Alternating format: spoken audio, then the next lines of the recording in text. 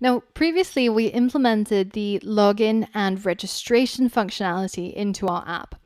And we now have a logout and login, but notice when I click on login, everything kind of just stops and nothing's really happening. Even though we know as the developers, there's a lot of heavy lifting in the background where we're communicating with Firebase's servers to try and validate our user and all of that, but the user doesn't know that. It just thinks that it's not really moving. So let's go ahead and add a loading indicator to show the user that something's happening and that it's not stuck. And the quickest way to do that is to simply add a modal progress HUD package. And we can grab it using it as a dependency and add it to our pubspec.yaml file right below all our other dependencies. And let's hit up package.get to grab it. Now, once that's done, we should be able to import it into our registration screen. So it was called modal progress HUD.dart. And the way that it tells us to use it is we can simply wrap it around everything that's inside our body of our scaffold. And we can use this property called inSyncCall to either let it spin or make it stop and disappear. So when this property is equal to true, then it will spin. And when it's equal to false, then it will be dismissed. In order to figure out when our progress spinner should spin, we have to create a Boolean, which I'll call show spinner. And I'm going to start it out by making it equal to false because it shouldn't be spinning right in the beginning, right? And then we're going to wrap everything inside the body of our scaffold with that modal progress HUD widget. And then we're going to add that required parameter, which is the inSyncCall. And this is going to be set equal to the value of show spinner. So it starts out being false, but at some point, namely when the user presses on the register button, then we're going to get it to start spinning. So we have to set it to true. And because everything in Flutter is reactive, we have to use a set state. And inside the set state, we'll set the show spinner to true. So we call our build method again, and we start spinning our spinner.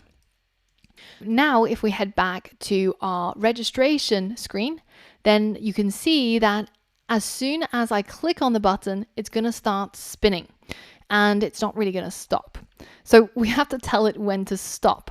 Now, it should probably stop once we've actually gotten back the registered user. So probably around here, we can use another set state, and inside it, we can set the show spinner now to false. So now if we hit save and we go back to our previous screen and we click on register, and let's register a new user, right? Let's call him jack@email.com, and we're going to add our trusty 123456 as the password and click register. So we see that spinner for the amount of time that it takes for our authentication to go through. And once it's done, it gets dismissed and we get the next screen pushed onto the stack. So that's a far better user experience, wouldn't you agree?